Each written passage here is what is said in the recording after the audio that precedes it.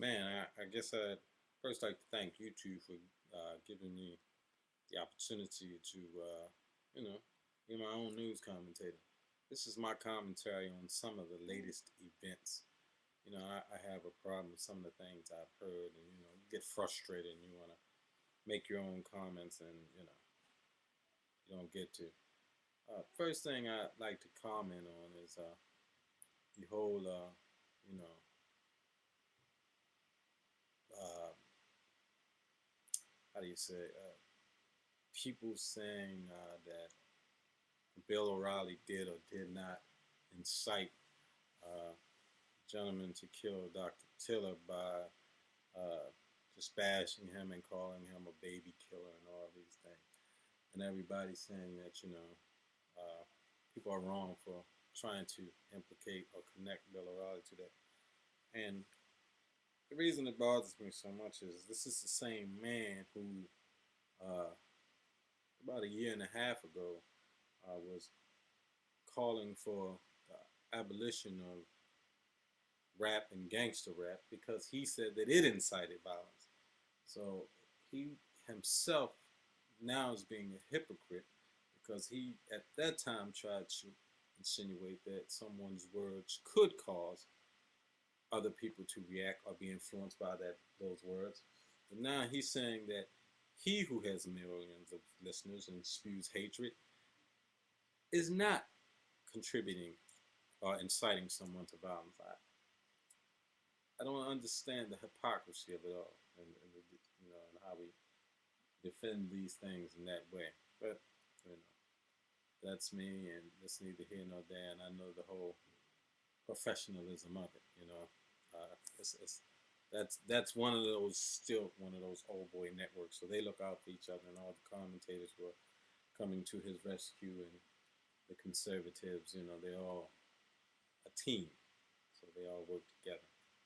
Um, the other subject is this whole uh, Sotomayor controversy, calling her, a racist for some of the comments that she made, and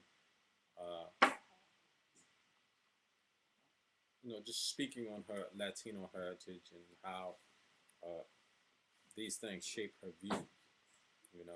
And because I know that all of us, again, if I can use the, I guess, metaphor, when we talk about rap and gangster rap and different types of hip hop music, um, you'll hear many rappers saying that this is an entertainment or an artistic expression of the things that they've seen in the neighborhoods that they've grown up in. And so their lives have been shaped, their entertainment careers, what they say and what they do, how they dress, and how they behave is affected by that. Whereas in uh, John Cougar Mellencamp, we're not saying like that, use the same words, dress the same way, or use the same demeanor. Uh, because he had a different upbringing, a different cultural experience, and he saw different things in his life. And I think that people take what the judge says out of context by saying that what she's saying is any different than that. All she said was that she hoped that a Latino woman, given her experiences, would make a wiser decision based upon those experiences than a white one, because it is widely believed and perceived, especially in my community, I don't know about anybody else's, that the majority of whites have a whole different upbringing and cultural experience, don't experience the violence that we experience, don't experience the police brutality that we experience, don't experience being stopped for being the race that they are, that we experience. And I can definitely get emotional about that one because I can't tell you how many times in my lifetime I've been stopped and never given a ticket, pulled over just for being black. Of course, they gave legitimate excuses, but for whatever reason, anytime the legitimate excuse was truly legitimate, I did get a ticket. but there were several times that I didn't. I've been stopped and uh, just south of the George Washington Bridge, held for 2.5 hours, searched, nothing was found, and I was let go. I was told that I was speeding. I can guarantee anyone listening that I was surrounded bumper to bumper by no more than 20, 30 vehicles. And I was singled out of the crowd. So, you make your own judgment. But like I said, I was never given a ticket for speeding. I was searched. By the way, in that incident, I declined when I was asked, "Do you consent to a search?" I declined and was searched anyway, and nothing was found, as I've said. So, you know, be your own judge. But anyway, that goes outside of the point.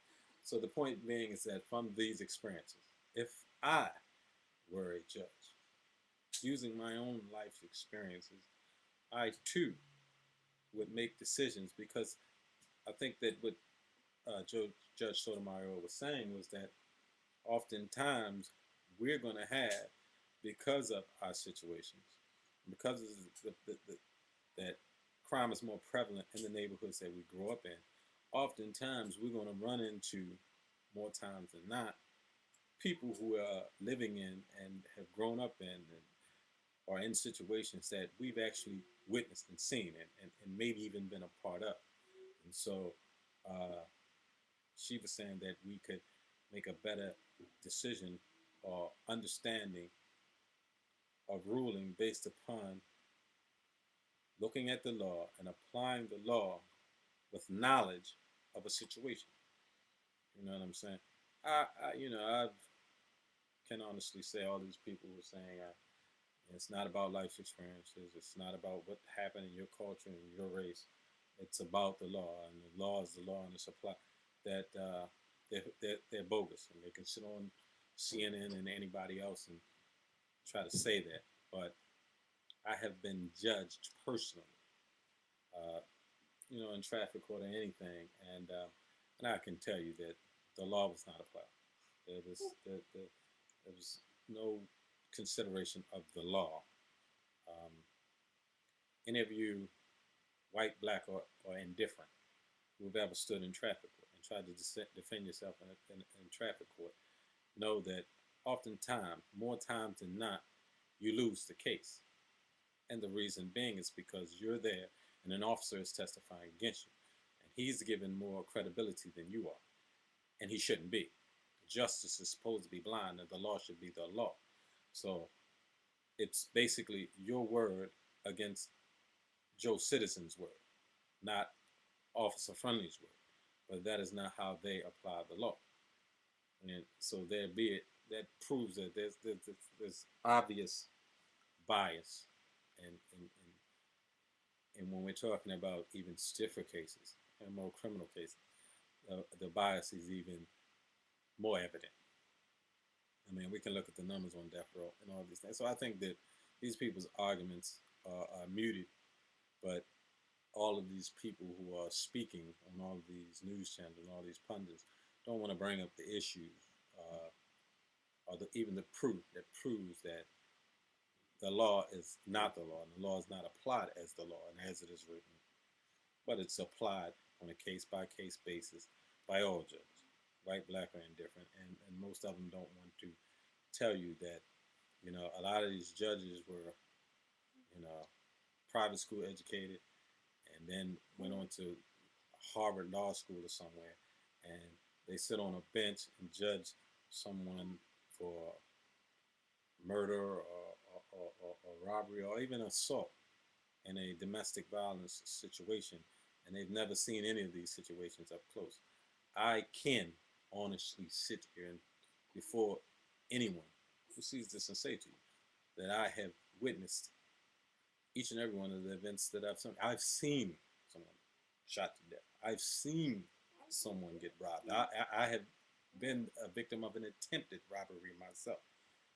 So in the communities that I've grown up in versus the community that many of these lawyers and judges and even Supreme Court